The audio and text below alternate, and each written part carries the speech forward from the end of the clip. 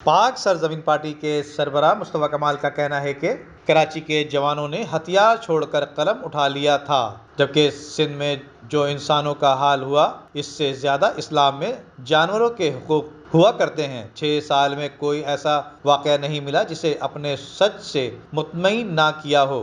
1984 میں quota system کے خلاف MQM وجود میں آئی۔ پیپلز پارٹی کے سربراہ ذوالفقار علی بھٹو نے سندھ میں کوٹا سسٹم نافذ کیا تھا، جبکہ 1984 سے 2016 تک 32 سال تک سب متحد تھے، جبکہ MQM نے 11 الیکشن جیتے، 25,000 لاشیں گرائیں، پھر بھی کیا حاصل کیا؟ کوٹا ختم نہیں ہوا، نوکری نہیں ملی، پانی نہیں ملا، جبکہ قادر مقسی نے 300 سے زائد مہاجر مارے۔ اس کے خلاف کتنا احتجاج کیا گیا؟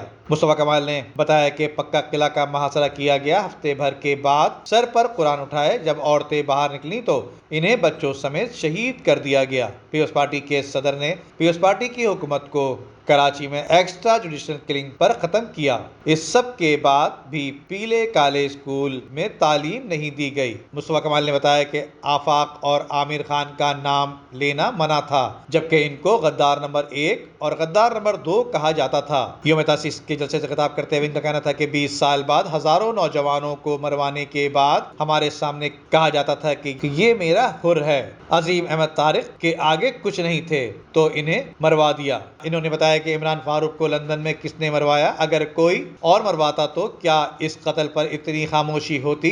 احسن طارق کو کس نے مروایا؟ جس نے مہاجروں کے لیے کوئی قربانی نہیں دی وہ آج مہاجروں کے ٹھیکیدار بنے ہوئے ہیں۔ مصطفیٰ کمال نے بتایا کہ ہمیں مہاجروں کے حقوق بتاتے ہیں جنہوں نے مہاجروں کے حقوق کی خاطر اپنے بچوں کے دشمن بنائے اور آج بھی وفاقی وزیر بنے ہوئے ہیں، لیکن انہیں صرف ایک دفتر کھلوانے کا مشن ان کے پاس ہے اور باقی دیگر کام بھول چکے ہیں۔ ندیم صدیقی، میٹرو 7 پاکستان۔